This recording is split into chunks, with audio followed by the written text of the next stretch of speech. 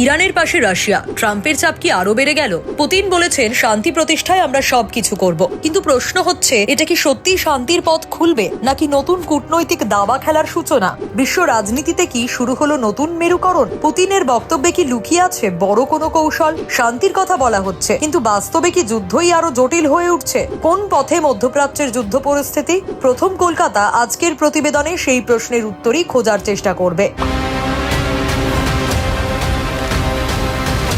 রাশিয়ার সেন্ট পিটার্সবার্গে সম্প্রতি এক গুরুত্বপূর্ণ বৈঠকে মিলিত হন রুশ প্রেসিডেন্ট ভ্লাদিমির পুতিন এবং ইরানের পররাষ্ট্রমন্ত্রী আব্বাস আরাগচি। এই বৈঠকে পুতিন স্পষ্টভাবে জানান, মধ্যপ্রাচ্যে শান্তি প্রতিষ্ঠায় মস্কো সম্ভাব্য সবকিছু করতে প্রস্তুত। রুশ রাষ্ট্রীয় গণমাধ্যমের বরাতে জানা যায়, পুতিন শুধু রাজনৈতিক বার্তাই দেননি, তিনি ইরানের জনগণের প্রতি সহানুভূতিও প্রকাশ করেছেন। উল্লেখ করে যে তারা বর্তমানে কঠিন সময় পার করছে। বৈঠকের পর আরাগচি বলেন, রাশিয়ার মতো শক্তিশালী মিত্র আমাদের পাশে রয়েছে, এটি আমরা পুরো বিশ্বকে দেখাতে পেরেছি।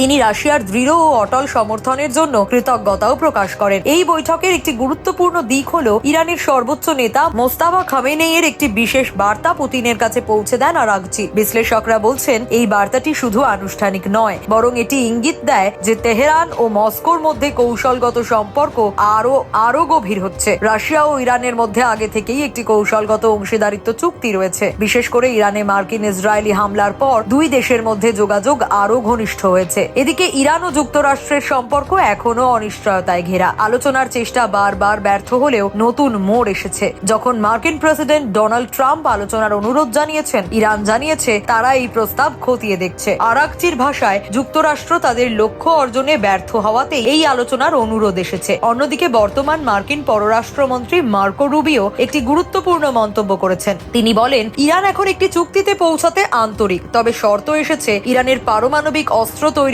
পথ সম্পূর্ণভাবে বন্ধ করতে হবে। এদিকে ইরানের পার্লামেন্ট স্পিকার বাঘের গালিভাভ একটি আকর্ষণীয় বিশ্লেষণ দিয়েছেন। তিনি বলেছেন, এই সংঘাত এখন শুধু সামরিক নয়, বরং অর্থনৈতিক কার্ডের খেলা। গালিভাভ দাবি করেন, যুক্তরাষ্ট্র তাদের অনেক কার্ড ইতিমধ্যেই ব্যবহার করেছে, কিন্তু ইরানের হাতে এখনো গুরুত্বপূর্ণ কিছু বিকল্প রয়েছে।